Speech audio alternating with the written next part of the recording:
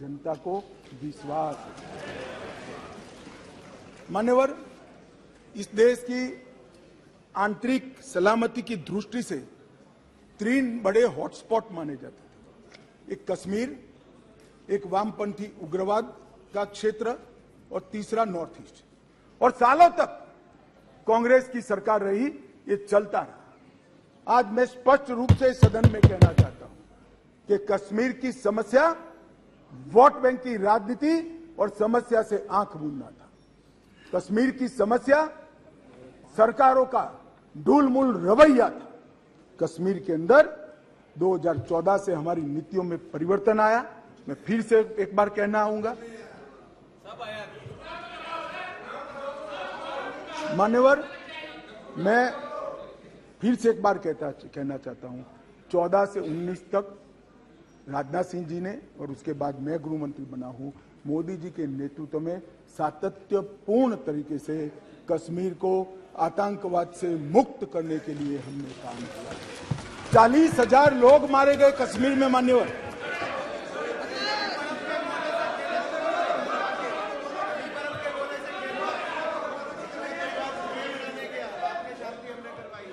मेरा एक निवेदन है।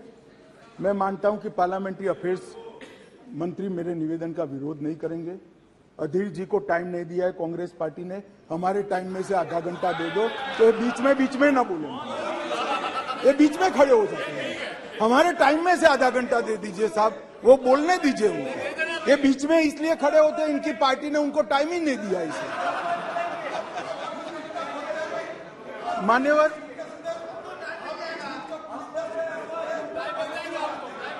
नहीं,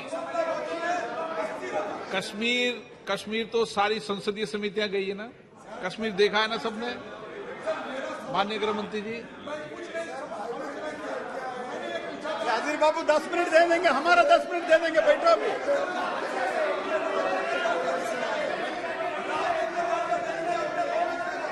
चलिए बेटे, आप क्यों खड़े हो बेटे? हाँ, मान्यवर, कश्मीर के अंदर परिवर्तन लाने वाला युगांतकारी निर्णय इस देश के सम्माननीय प्रधानमंत्री नरेंद्र मोदी ने किया।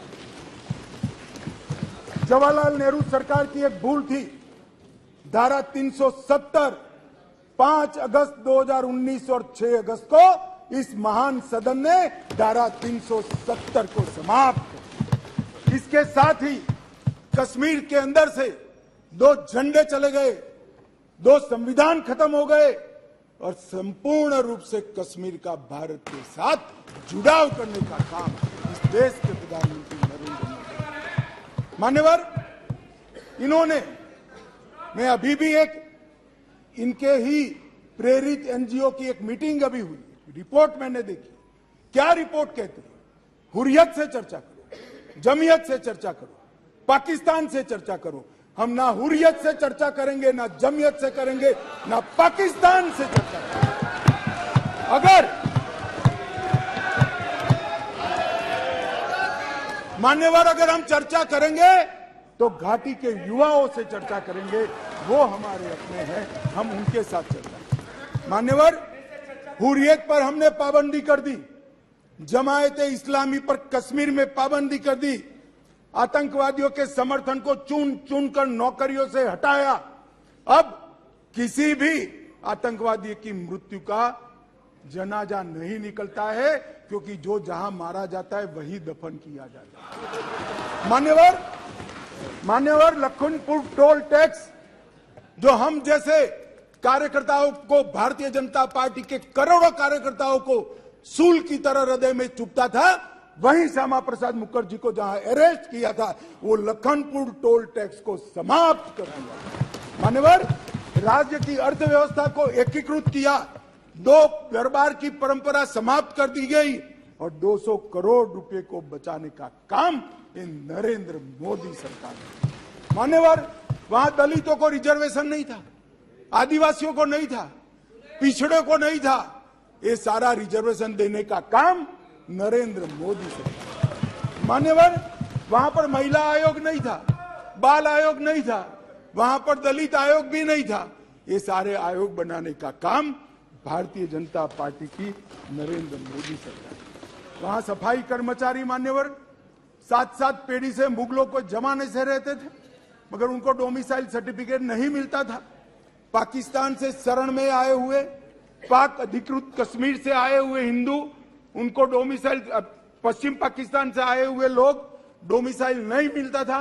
ये सबको डोमिसाइल देने का काम इस देश के प्रधानमंत्री नरेंद्र मोदी मान्यवर ये कर रहे हैं कि हम डेमोक्रेटिक पार्टी, डेमोक्रेटिक वैल्यूज में मानते हैं।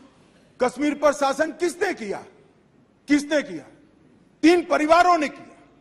महबूबा मुफ्ती, फारूक साहब और गांधी परिवार, ये 3 परिवारों ने कुल शासन किया। वहां का पंचायत चुनाव नहीं कराए।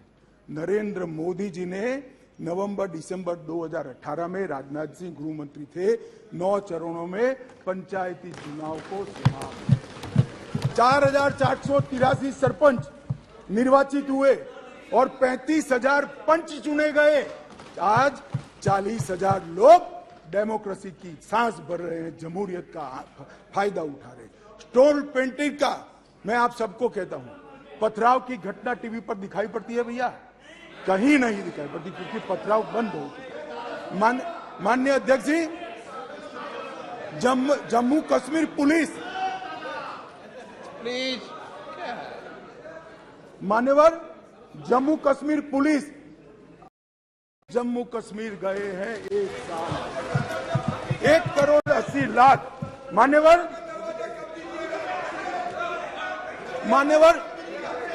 अरे बैठ जाओ यार, बैठ जाओ। मान्यवर 33 साल के बाद थिएटर चालू हुआ है, नरेंद्र मोदी के शासन में चालू हुआ। 33 साल के बाद नाइट शो चालू हुआ है, नरेंद्र मोदी के शासन में चालू हुआ। 33 साल के बाद शिकाराओं की स्पर्धा चालू हो गई, बंद कर दी थी, चालू हुई है नरेंद्र मोदी। 33 साल से, दानिश अली सुन ले, 33 साल से मोहर्रम बंद था, पहली बार नरेंद्र मोदी सरकार में मोहर्रम चालू हुआ। मान्यवर, हम होम स्टे नीति लेकर आए, टूरिज्म बढ़ाने के लिए फिल्म निर्माण की नीति लेकर आए, हाउस बोट की नीति लेकर आए, इंडस्ट्रियल पॉलिसी लेकर आए, और आज रोजगारी बढ़ रही है। 20,000 लोगों को नौकरी देने का काम भारतीय जनता पार्टी का है। मूलभूत ढांचे का विकास हो रहा है और 5,000 मेगावाट, 3,000 मेगावाट, 624 मेगावाट और 540 मेगावाट की जल विद्युत की योजनाएं वहां शुरू कर दी गई है। इसके साथ 850 मेगावाट और 1000 मेगावाट इसकी भी 2 जल विद्युत योजनाएं शुरू हुई है।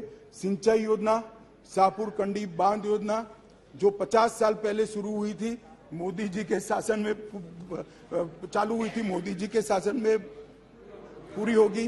62 करोड़ की मुख्य रवि नहर 90% काम पूरा कर दिया गया है। और झेलम तवी बाढ़ वसूली परियोजना संगठन द्वारा 250 मिलियन $US विश्व बैंक से लाकर गरीबों को पुनर्वसन का काम नरेंद्र मोदी सरकार। श्रीनगर बारामूला रेल लिंक प्रगति पर है, उधमपुर बारामूला रेल लिंक प्रगति पर है। और सुरक्षा का मैं आंकड़ा बताना चाहता हूं मान्यवर, मैं इसलिए तुलनात्मक रखता हूं कि अविश्वास का जो प्रस्ताव है, इससे देश की जनता में भ्रांति न खड़ी हो मान्यवर, ये बहुत जरूरी है मान्यवर। इसलिए मैं 9-9 साल के 2 टुकड़े लेकर आया हूं। कौन से 9 साल के टुकड़े हैं? एक परिवारवाद, तुष्टीकरण और भ्रष्टाचार के आधार पर चुनी गई यूपीए की सरकार के 9 साल है, और एक देशभक्ति और समर्पण के आधार पर चुनी गई नरेंद्र मोदी सरकार। 9 साल की दोनों के तुलनात्मक में आतंकवाद की कुल घटनाओं में मान्यवर 68% की कटौती हो चुकी है। मान्यवर, कुल मौतें सिक्योरिटी और नागरिक की दोनों मिलाकर 72% की कमी हुई है, और नागरिकों की मौतों, सिर्फ नागरिकों की मौतों में 82% की कमी हुई है। मान्यवर, सिक्योरिटी फोर्स की मौतों में 56% कमी हुई है, और स्टोन पेल्टिंग करने की किसी की हिम्मत नहीं है, हिम्मत नहीं। मान्यवर इसी सदन में कहते थे जम्मू कश्मीर में धारा 370 हटाई तो खून की नदियां बह जाएगी, कंकड़ चलाने की हिम्मत नहीं है किसी की कंकड़ चलाने। ये नरेंद्र मोदी सरकार, और इसलिए मैं कहता हूं आपको भले अविश्वास हो, जनता को तो विश्वास। मान्यवर वामपंथी उग्रवाद एक तीसरा क्षेत्र था जो देश में आंतरिक सुरक्षा की दृष्टि से यूपीए सरकार के 10 साल के बाद एक हॉटस्पॉट माना जाता था। मान्यवर इसके हिंसा के आंकड़े देखिए, 2005 से 14 के और 14 से 22 के हिंसा टोटल 14,000 घटनाएं हुई थी, अब 6,900 ही, 52% की कमी। मृत्यु 5,790 थी, अब 1,811 हुई, 69% की कमी। हिंसाग्रस्त जिले 96 थे, 96, इसके बाद में 22 नए बने, तो एक दृष्टि से 96 प्लस 22 हुए, कितने होते हैं 96 और 20, मतलब 118 हुए। अब 118 से घटकर 45 जिले बच गए हैं। नक्सलवाद, वामपंथी उग्रवाद सिमट